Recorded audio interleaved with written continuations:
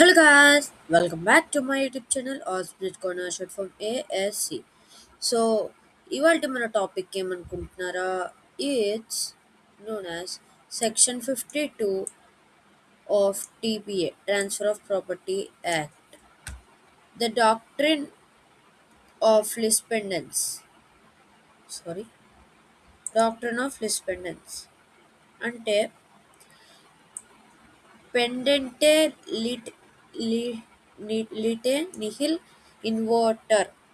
Nothing new should be introduced during litigation. అంటే లిటిగేషన్లో ఉన్న సైట్స్కి ఏది కూడా న్యూగా ఇంట్రడ్యూస్ చేయకూడదు.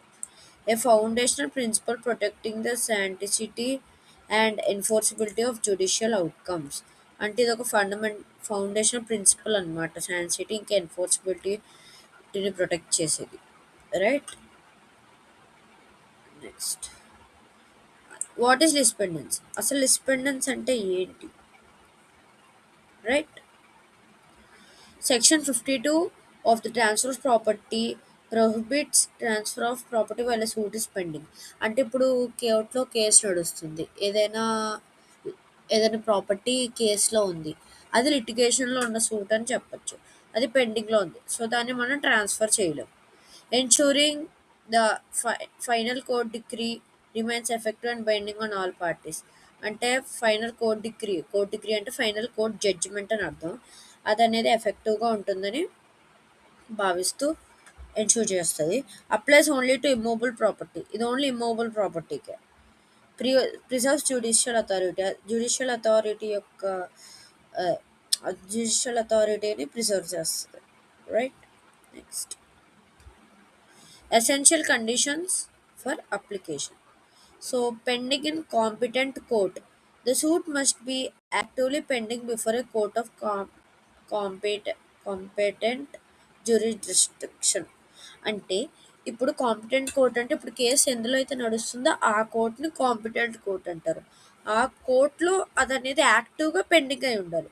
అప్పుడు మనకు అది పెండింగ్ ఇన్ అదా అనేది మనకు ఒక ఎసెన్షియల్ కండిషన్ అవుతుంది. Next, not collusive. The litigation must be genuine, not a sham or fabricated dispute. అంటే ఈ లిటిగేషన్ అనేది జెన్యూన్గా ఉండాలి. నాట్ ఏ షామ్ అంటే ఫేక్ కాకుండా, ఫ్యాబ్రికేటెడ్ డిస్ప్యూట్ అంటే క్రియేట్ చేసిన డిస్ప్యూట్ అవ్వకూడదు. Direct right to property.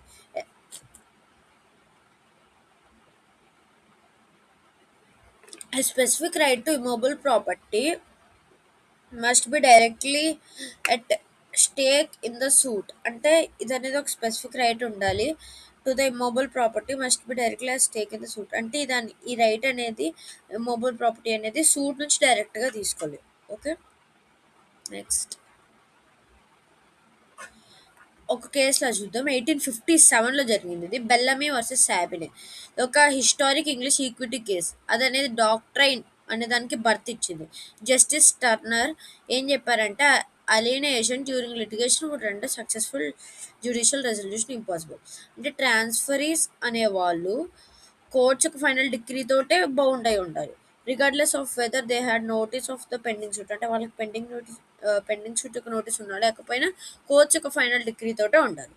This foundational ruling establish that lis pendens is not merely notice doctrine. అంటే ఈ ఫౌండేషనల్ రూలింగ్ ఏం చెప్తుంది? లిస్పెండెన్స్ అనేది మేర్లీ ఒక నోటీస్ డాక్ట్రిన్ అయితే కాదు, కానీ అదొక matter of public policy and judicial necessity. Right. Next, so కాస్త ఫాస్ట్గా చెప్తున్నాను నేను అనుకోవచ్చు, చిన్న చిన్న టాపిక్స్ కాబట్టి.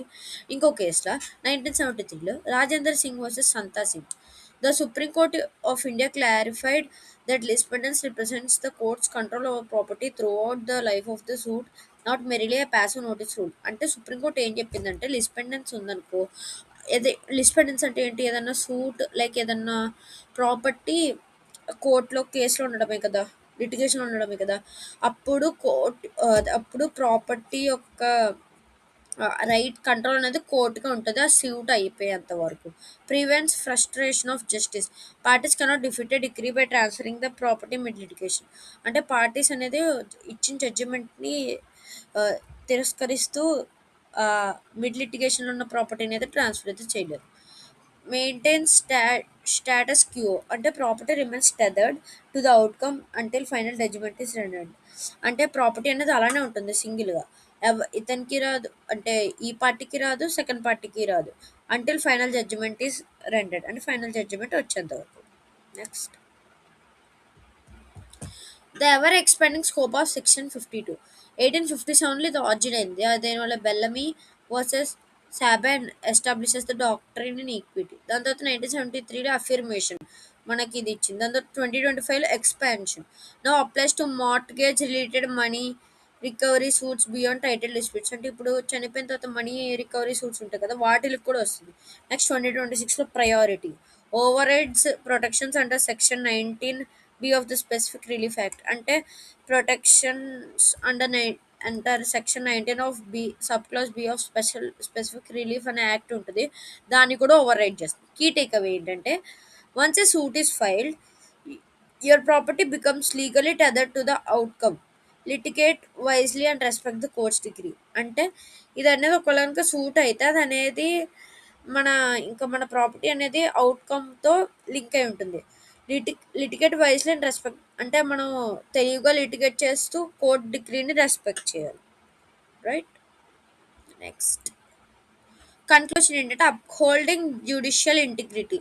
Doctrine of lis pendens safeguards the finality and effectiveness of judicial proceedings. అంటే డాక్ట్రిన్ ఆఫ్ రిస్పాండెన్స్ ఏం చేస్తుంది, safeguards the finality and effectiveness of judicial proceedings.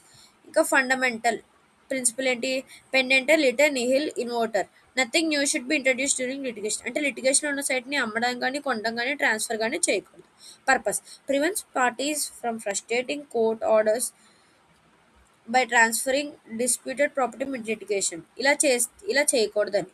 Core mandate establishes the courts act to control over immovable property throughout the suits duration. అంటే ఇది అనేది core mandate ఏంటి, ఇది అనేది court యొక్క active control అయితే చూపిస్తుంది through out the suits duration.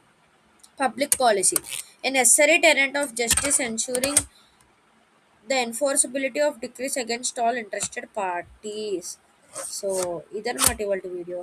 If you like this video, please like, share and subscribe. Bye bye.